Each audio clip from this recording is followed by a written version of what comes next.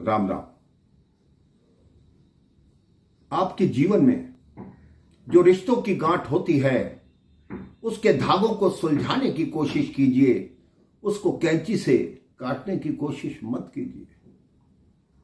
किसी किताब का एक पृष्ठ खराब हो, उस पृष्ठ को निकाल दीजिए, पूरी किताब को एक तरफ फेंकने की कोशिश मत कीजिए। महाभारत का युद्ध चल रहा था, 9 दिन का युद्ध हो चुका था। भीष्म पितामह रोज युद्ध से वापस जाते, दुर्योधन, दुशासन, शकुनी उनको ताना मारते कि आप अपनी पूरी शक्ति से युद्ध नहीं कर रहे हो। अगर आप अपनी पूरी शक्ति से युद्ध करते तो पांडवों की क्या बिसात कि वो आपके आगे टिक सकें। आप पांडवों से मिले हुए हो, आप उनका वध करना बिल्कुल नहीं चाहते। भीष्म पितामह के मन में बड़ा क्रोध आया। उन्होंने कहा, ठीक है, तुम मुझे उनके पक्ष का समझते हो तो मैं भीष्म प्रतिज्ञा लेता हूं कि कल पांडवों का वध करूंगा।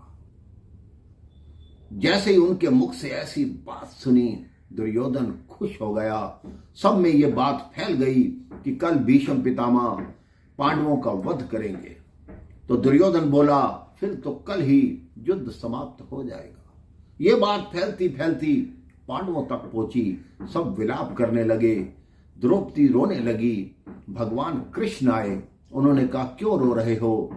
तो पांडवों ने कहा कि भीष्म ने ये प्रतिज्ञा की है कि कल पांडवों का वध करेंगे, उनकी प्रतिज्ञा कभी झूठी नहीं हो सकती।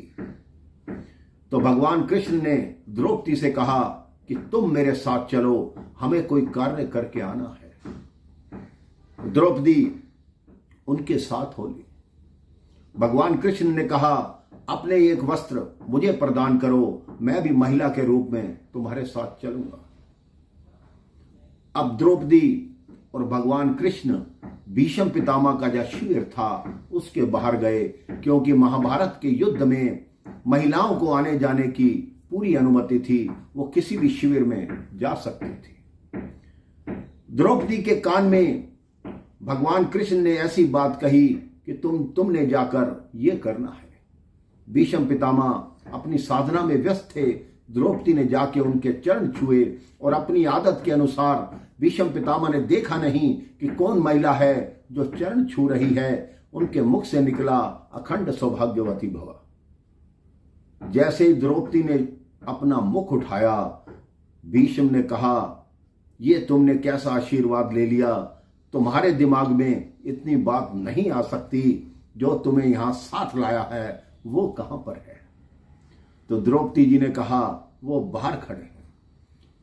भीष्म बाहर आए, उन्होंने देखा भगवान कृष्ण नारी के रूप में द्रौपदी के पांव की चप्पल अपनी काख में दबाए चुपचाप खड़े हैं। भीष्म के मुख पे हंसी आ गई।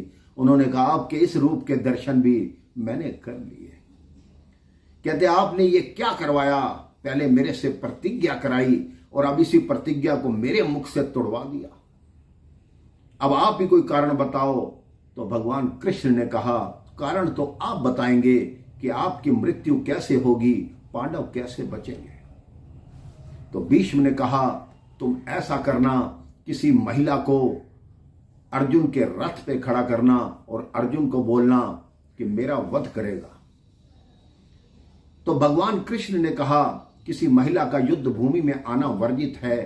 तो भीष्म ने स्वयं कहा, शिखंडिनी, जो अब शिखंडी के नाम से आपकी सेना में है, उसको आगे खड़ा करोगे, क्योंकि वो कई जन्म ले चुकी है मुझे मारने के लिए। क्योंकि वो काशी नरेश की पुत्री अंबा है जो कई जन्मों बाद आकर शिखंडी बनी है। अब उसको अवसर प्राप्त हुआ है, वो मेरा वध करवा सकेगी। उसे अर्जुन के आगे खड़ा करना, अर्जुन उसकी आड़ में से ही बाण चलाएगा। जब वो सामने होगी तो मैं बाण का प्रयोग नहीं करूंगा। 10वें दिन के युद्ध में शिखंडिनी को अर्थात शिखंडी को अर्जुन के रथ के आगे खड़ा किया गया। भीष्म पितामह समझ गए कि आज मेरी मृत्यु का दिन है। उन्होंने हंसते हंसते अर्जुन के तीरों को स्वीकार किया। जब कई दिन हो गए उनको बाण शैया पर पड़े हुए, तब भगवान कृष्ण उनसे मिलने आए। उन्होंने भगवान कृष्ण से पूछा कि हे माधव, आप ये बताओ, ये मेरे कौन से पिछले जन्म के दुष्कर्म का फल है जो इस तरह मैं बाणों की शैया पर पड़ा हूं? क्योंकि मैं यहां लेटे लेटे अपने पिछले 100 जन्म देख चुका हूं। पिछले 100 जन्मों में मैंने एक भी पाप नहीं किया जिसकी ये सजा मुझे मिल रही है। कृष्ण जी ने हंसते हुए कहा, आपने 100 जन्म देखे हैं, 101वां जन्म देखो, आपको ज्ञात हो जाएगा कि आपको यह सजा क्यों मिल रही है। तो भीष्म ने कहा, आप ही बताएं कि मैंने ऐसा क्या किया था। तब उन्होंने कहा, आपने एक सांप को उठा के एक झाड़ी में फेंका था जिसमें बहुत सारे कांटे थे। वो कांटे सांप के शरीर में घुस गए थे। उसी पाप का फल है कि ये बाण उन्हीं कांटों की तरह आपके शरीर में घुस गए हैं। तो आप सोच लीजिए, हमने पिछले कई जन्मों में जो दुष्कर्म किया होगा, जो पाप किया होगा, जब भीष्म पितामह जैसे उनसे नहीं बच सके तो हम कैसे बच जाएंगे?